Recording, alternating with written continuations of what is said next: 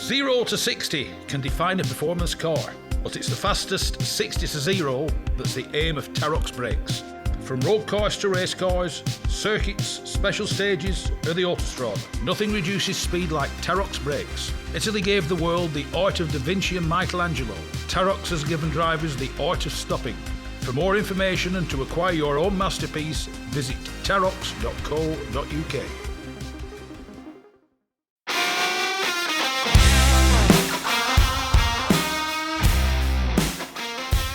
Yes, it's me, Mike Stone, and this is the Backseat Driver Podcast. It's the fastest, it's the friendliest, and it's for all the family. The Gas Shocks 116 Trophy and 120 Coupe Cup are the fastest growing race series in the UK, taking in 6 one-hour races and 8 sprints at all the top circuits. Visit 116trophy.com to find out more and get yourself behind the wheel.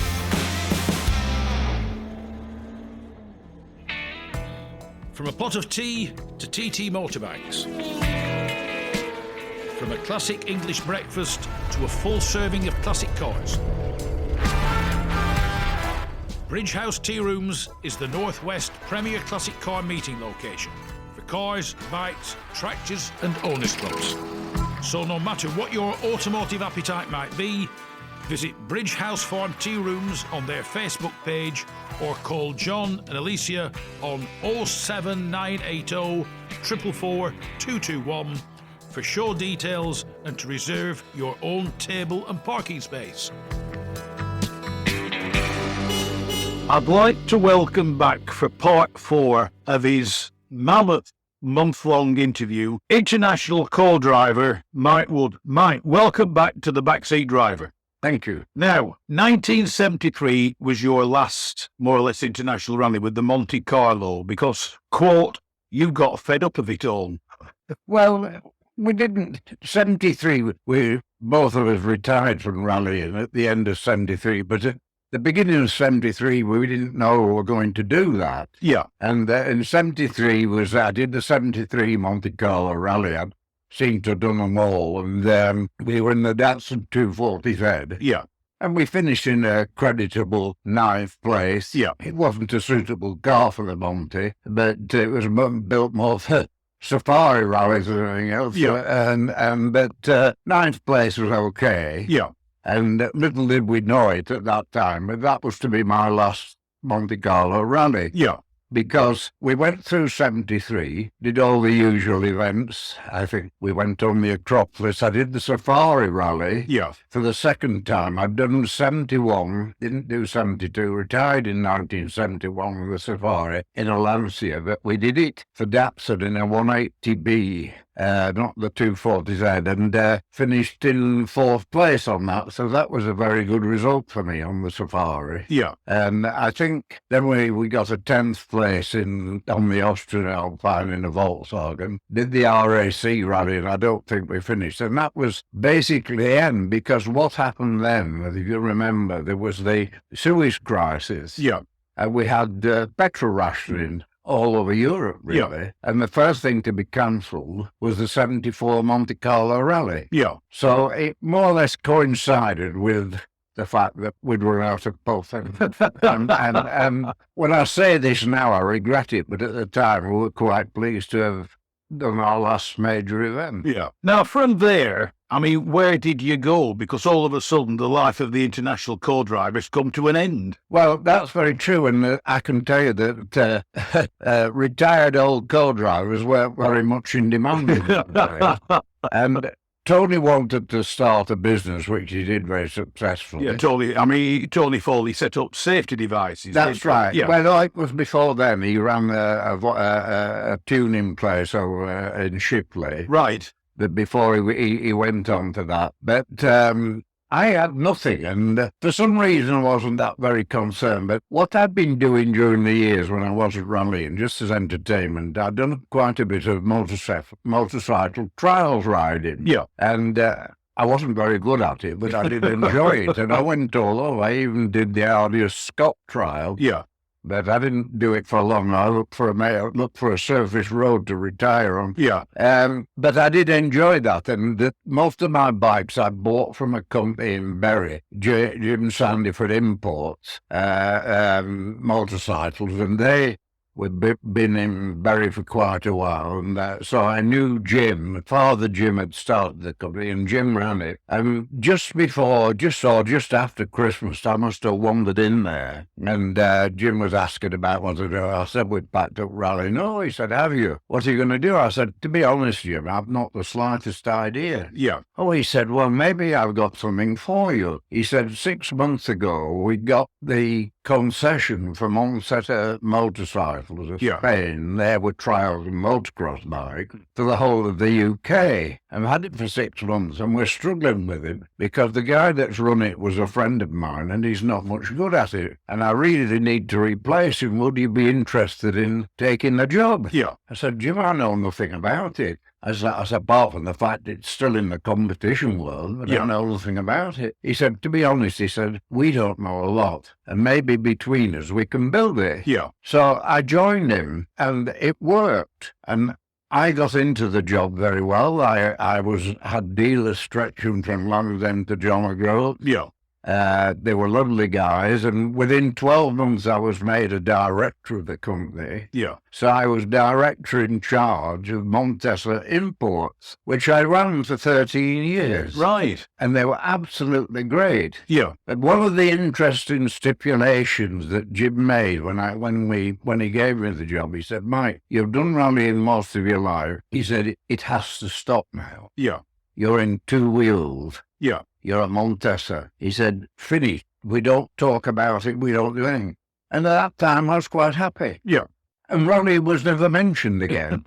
I did a couple of events, which you let me off to do because I got persuaded to do them, an RAC rally and something else. But that was it, and I never really spoke about rallying again. I just threw myself into the job and enjoyed every minute of it. Yeah. But I mean, you did do 3 classic marathons, the London to Cortina. You did 1 Manx Historic. You had an outright win with Timo Mäkinen in a Healy 3000, and you did 3 RAC classic rallies. You then became, after the Montesa period, involved again in classic rallying, didn't you? Yes, I did. I had a couple of other jobs. I joined a company in Preston selling alloy wheels, and I was with that for quite a while, and then I basically was getting almost retiring, and I worked part-time for a company, body company in Clitheroe. Yeah. Until eventually I retired. Yeah. But those events you just mentioned there, they were after I'd left Sandiford Motorcycles. Yeah. So, yes, and I still was involved. I got involved in the Pirelli Classic Marathon, which was a wonderful event, and I did that for 3 years, and it always attracted fantastic entries. Yeah. Sterling Moss did it every year I did it. Yeah. We had Bobby Unsu running Minneapolis a couple of times. He did it. Paddy Hopkirk, of course, Roger Cork, Timo Mäkinen, Clay Regazzoni, I think, did it. And a band from Holland who'd won Le Mans a couple of times. So it always got a good entry, and it was a very enjoyable event. I mean, what was your involvement in these events? Did you help? I was competing on the... Oh, you were competing on that event, definitely. Yeah, well, yes. So, did you ever get into the organising of these events? Well, I've always organised events. I've run a lot of events for the Lancashire Automobile Club. I started a very successful event, which is still successful today, and it's approaching nearly 30 years since I did it. The Coast to Coast is called, and it usually starts from Morecambe now. It used to start from Blackpool. Yeah. And it finishes near Whitby now, but we did finish in Scarborough, and I started that. Yeah. And I ran a couple of others as well. And when I haven't been organising fully, I've always been helping.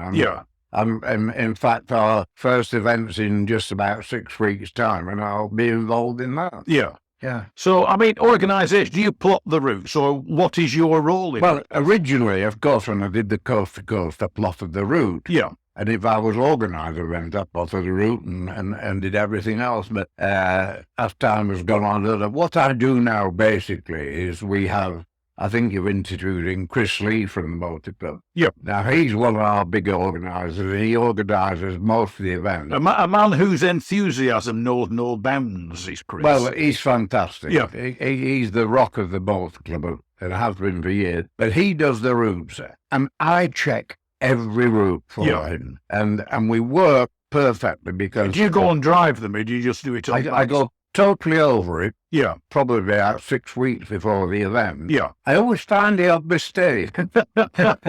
and he's grateful for that. Yeah. You know, because he trusts me and he knows that it'll be exact on the day. And I mean, from personal experience, if there is a mistake that hasn't been found, all of a sudden you'll arrive at a junction and there's a bottleneck. There'll be about 10 cars there all trying to work everything out. It could be like that, but generally the mistakes on no detriment to Chris Lee here, of course. No. He actually does it off a special program, which he doesn't go around the route. I don't know what program it is on his internet, and it works perfectly. But inevitably, when you actually do it in practice, you find the odd hiccup, which the program doesn't actually see. Yeah. And that's when it's useful. Because the other thing I've found on some of these events, they tend to be more navigational than anything else. Apart from cowboys and things like that, all of a sudden you'll find a road that was open last week. It's closed. I was on a few months ago,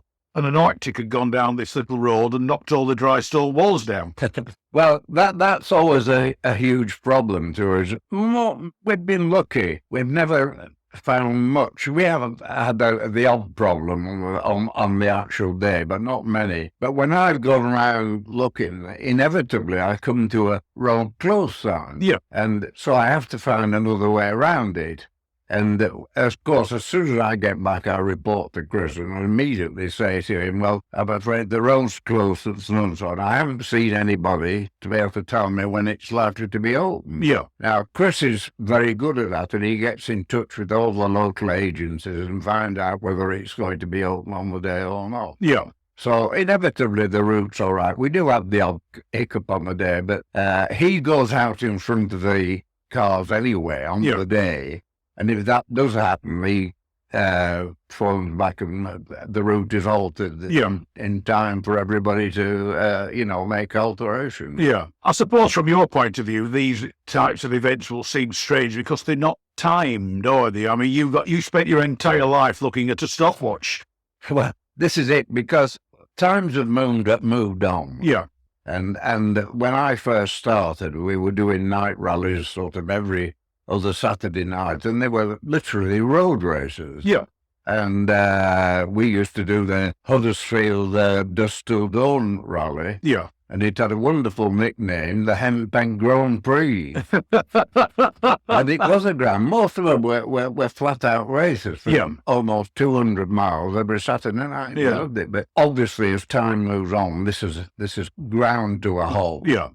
There still are those type of rallies, but nowhere near the number that I did. No. And the problem for organisers on that is it's all technical and insurance problems and what have you. So, well, the other thing is as well, because you're on public roads, if you're passing any houses, you've got to go and PR it beforehand to let them know that about 2 o'clock, 40 cars are going to come. 2 o'clock in the morning, 40 cars are going to come past. You're quite right. But when I started doing that sort of thing in the 1950s, rallying was just getting off the ground, and villages and farmers, you went through farmyards, they welcomed you. Yeah. But after about 50 so events, it got a bit weary, so that stopped. So that was the way things progressed, and it's the same in international rallying as well. That's changed out of all proportion. Now that's one, and this is one question I ask all, no disrespect,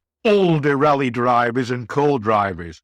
What is your opinion of modern rallying for the simple reason it's very skillful, it's very fast, but I think it could be something to do with the coverage of it on television. There's only 5 cars taking part, if the TV's to be believed, and at times it's like watching a computer game. I mean, it's all changed. What's your opinion on modern rallying? Well, I think the first thing it shouldn't be called rallying. Yeah. It should have another name, because when I started rallying, we did it for a few things. And obviously the first thing we did it for was speed. Yeah.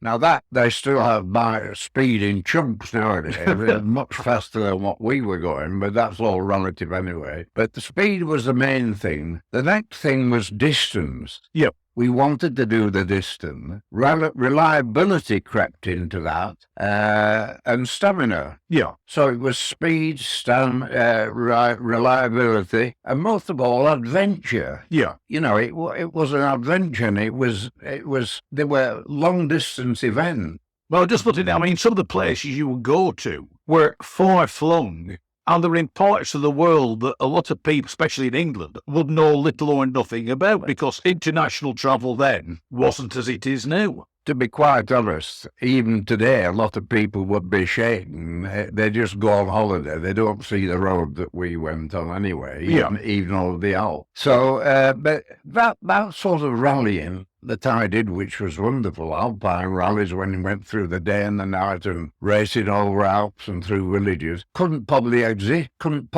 exist nowadays. No. And subsequently, the Monte Carlo rally has just shrunk to what it is now. Yeah. Just high-speed driving tests. Yeah. They don't go anywhere, and and most of all, they generally sleep at night, which we didn't. Yeah, I mean, modern rallying hasn't done a lot for spotlight sales, has it? Because it's very, very rare they do anything at night time and require spotlights. One thing that shakes me, and you ask about modern day rallying. When I was doing my rallying, and before I did my rallying, if you take the Monte Carlo rally and the RAC rally, they were magnificently covered by the BBC and the press. Yep. And television, radio, and the press. Every event, Well, just putting it, I can remember when the RAC rally was on, and it was, 4 or 5 days. You got major coverage on the Sunday of the opening, what they call the stately home stage. And then every night at about 10:30 or so, you got a 20-minute report on the event. Very much, and it was the same for the Monte Carlo rally. Yeah. And the Monte Carlo rally, if you mention rallying now, the only rallies that people vaguely relate to or know about are the Monte Carlo rally. Well, somebody's done a survey. The two best known are the Monte Carlo and the Dakar. Well, I'm not so sure about the Dakar, but if you say you've done the Monte Carlo rally, you do get a ooh and a ah from people. But if you said you've done the Acropolis rally, they wouldn't know what you were talking about. No. Or the TAP rally in Portugal. Yeah. Or Morocco, or any of these, but they don't exist now. Anyway, the Acropolis, of course, do. But it's totally different. But I see that the way it's gone and the way it had to go. But the other thing is, when I was rallying, there were even the factory cars. They were basically everyday cars that you see on the road. Yeah. Minis, Ford Escort, whatever. Well, even the car you were most famous for, the Datsun 240Z. You could go to your nearest Datsun dealership and see one parked in the showroom. Exactly.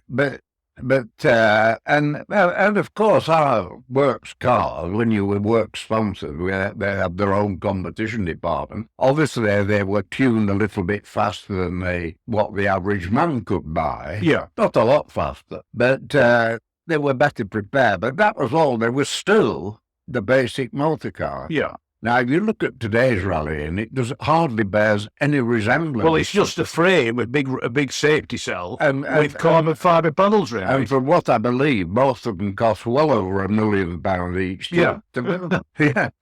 I mean, that was the other thing. When you rallied, the cars would last more than one season. I mean, at times, they'd do an international event, 3 or 4 of them, and then they cascade down to other drivers for them to do lesser national events. They get a lot of life out of a rally car. Well, yes, Provided they didn't stop it up a tree. you have to think it didn't last totally. The same car didn't last. When you did a big event, whichever it was, to take the Acropolis rally, the cars then came back to the competition department, and they would then start preparing for the next event. And it may well be, probably was the same cars, but they were totally rebuilt. Yeah. They would have a new body on, a new engine, and everything else. Yeah. And in some cases, the registration numbers were swapped round from one to the other.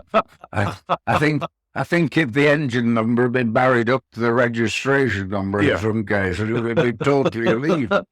An interesting fact there, which may open some people's eyes. At some point during every year, the cars would be sold off. Yeah. Because they would be replaced by brand new cars and brand new registration. The registration is the important part. People relate to works cars, rally cars, by the registration number. Yeah. You can build a car exactly like a rally car, like a Mini if you want. Yeah. But if it hasn't got the works registration number that was originally registered, it's not worth anything anywhere near what the works car is. And they used to be offered, and they were offered first of all for sale to the drivers or the co-drivers. Yeah. And quite a few went through me, but were bought by a company I was working for in Birmingham. We used the car competitively. Another stipulation was that if you did buy them, you weren't allowed to sell them for quite a few months. Yeah. You had to sort of own them and use them. Yeah. But to give you an example, in 1968, I did my last Monte Carlo rally with BMC. BMC didn't exist after 68, and 68 was the last Monte they did. And the Monte, their minis have been very successful on the Monte. Yeah. And they entered the usual 4 cars, and they were brand new minis, and the registration numbers were ORX7F, ORX777F, ORX 777F, and ORX 707F. Yeah. And Tony's and my car were ORX 707F. Yeah. And we did the Monte and finished in a good 4th place. Altonen was in 3rd and Paddy was in 5th. The next time the car was used, the same car but rebuilt, was with myself as co-driver again on the Tulip rally with Belgian driver Julian Venave. Yeah. And we finished on the podium then in 3rd place in the same car. It was then used by Mackinnon as a practice car for the finish rally, but then I got the phone call from the team manager, would I like to buy 707F? Yeah. So I said, well, how much do you want for it? Peter was Peter Brown. How much do you want? A few, well, 175 quid, man, which sounds nothing now, but it was a bit of quite an amount. Well, back then it would be quite a lot. Quite an amount in 68, but I did have that sort of money then. I wasn't rich, but I didn't get rich out of rallying by any stretch of the imagination, but I had enough to buy that. So I bought the car, and Peter said, there's 2 stipulations. We want the engine out of it. Yeah. I said, well, that's fine, as long as you put me a brand new 1275 engine in it. Yeah. And he said, that's fine. So I got a brand new 1275 S-end, and they wanted the co-driver seat, and they put a normal seat in, which was fine.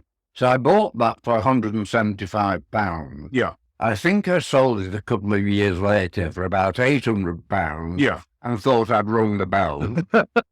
It's now owned by a lovely man in Northern Ireland. He's had it about 35 or 40 years. I don't know where he bought it from, but he's got it now, and I've done an event with him in Ireland in the car, classic car. There isn't now an ex-works Mini that is in private hand. There isn't one worth less than £140,000. Yeah.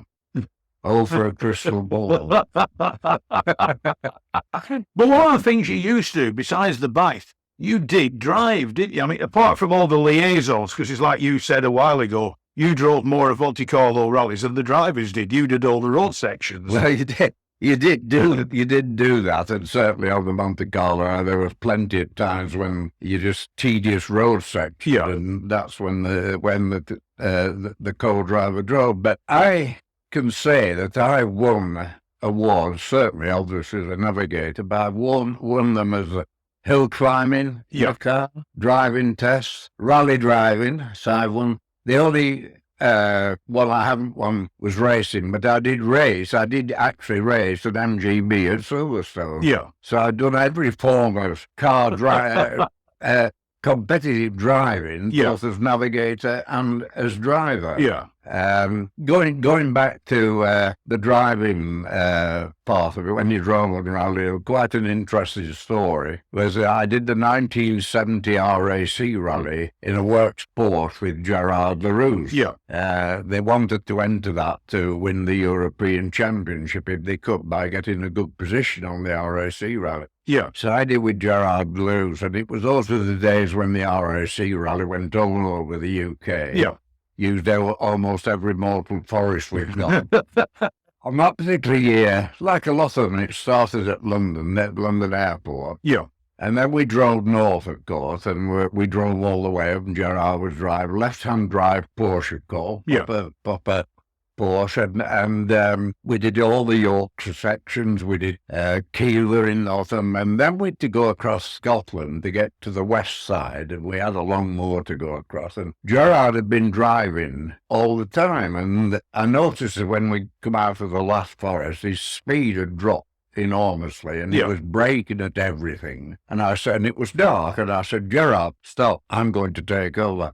Oh, no, Mike, he said, I'm all right. I said, you're not. I said, you need a rest. And I said, looking at the map now, we're going across this moor, which is going to take about 25 minutes or so. I said, there's no junctions. I'll take it over. You're asleep. Yeah. So he said, are you sure? I said, yes. So I got in the left-hand drive gaff ride. I'd never driven a Porsche in my life before. And set off. And of course, I had to brake at the first bend, and he shut up. And I said, Gerard, we're going across this moor, and I'm going to brake for a lot of corners and bumps and what have you. Yeah. So I said, it's going to happen, but I'm not going to go off the road. Okay. I shut off again, and he put his head down and went straight to sleep. Yeah. And he slept all the way. That was almost the last time he drove a far from the face. I drove nearly the whole of the RAC rally because as soon as we came out of the forest, he said, can you drive, Mike? I'm going to have a fully sleep. I mean, you're racing with the MB. Did you enjoy doing it, or was that for you a hobby compared to the day job of co-driving? Did I enjoy racing, like with the MGBs at Silverstone? Well, I only did one. All right. I only did the one event. It was a last-minute entry, and well, I suppose I did enjoy it, but I didn't have, just one wasn't enough to... I certainly didn't win anything. Yeah. Now, I mean, you co-drove for a lot of drivers, and you co-drove in a lot of cars. Your partnership with Tony Fall is legendary, but of all, which drivers stood out more to you than the others? Because all drivers would have been different. This is a question I get asked often, and it's the easiest question for me to answer. The name I'm going to come up wasn't probably the fastest driver, because I've been with Mickler and Macklin and Alton and Tony, who were all quick. But when I started rallying, all my early success was with John Waddington from Burnley. We even drove on the 58 Monte Carlo rally in a Works Triumph together. Yeah. He was a brilliant driver. He was very fast. In 1955 and 56, we won just about everything there was to win. Yeah. We won the Gold Star Championship two years in a row. He was a good friend and still is. Yeah. And so when people ask me this question, the most memorable driver, not the best, not the fastest, but the most memorable, is John Waddington. But for John Waddington, you and I probably wouldn't be talking here. You'd have had a different career. I would have had a different career. And of all the cars you co-drove in, I suppose to a degree it doesn't make a lot of difference to a co-driver. Which cars did you enjoy being in the co-driver's seat of? Well, they were all good. I mean, the Mini was obviously unrelated to the Mini a lot. The Datsun was fantastic. Yeah. I enjoyed, we had a couple of years driving on odd international events. with BMW. Yeah. And I enjoyed the BMW because that was the quickest car we drove. Apart from the works Porsche on the 70 ROC. Yeah. The quickest car that Tony and I drove, I think, was the BMW 2002. Yeah. Yeah. And the one thing is that you're known for, this organisation is at times clouded in mystery, but you are a member of the famous Ecurie Cod Fillet. What exactly is it? People say to me, what is the cod fillet? Now, apart from the fact the badge, the logo is the skeleton of a cod, which looks like the graduations on a roamer. What is it exactly?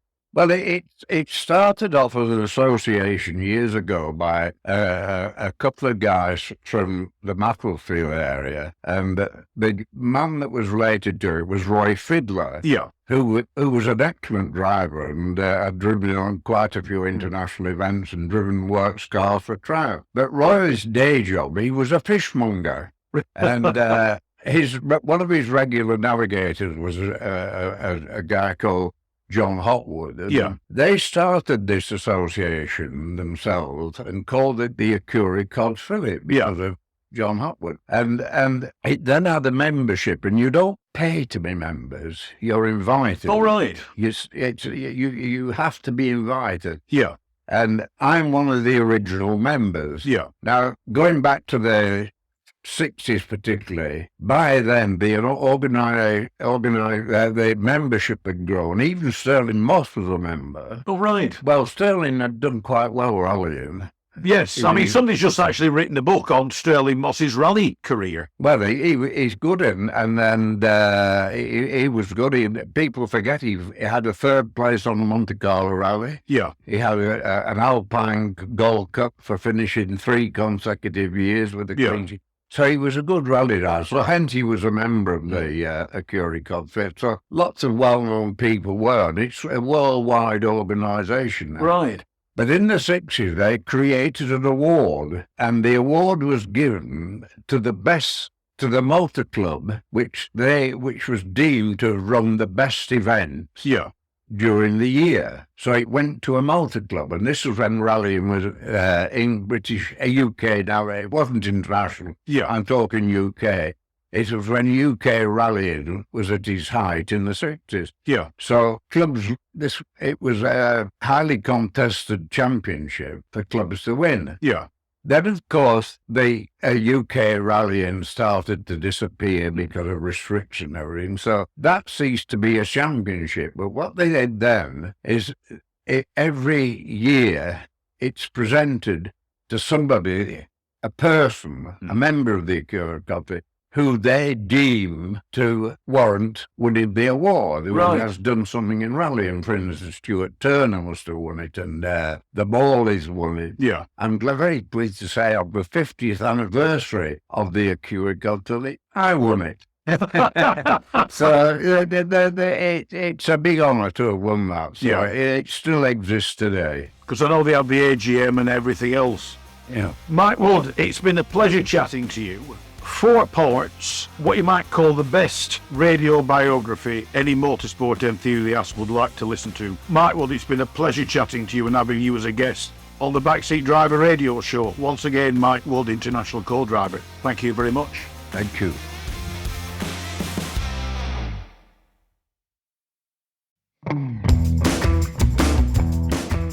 Rarely beaten on price, never beaten on service. Whether it's cars, bikes or commercials, Hodder Tyres are the best in the business. And when it comes to tyre expertise and advice to supplying the correct tyres for your vehicle's specific requirements, nobody comes close to David Lakin and the Hodder Tyres team.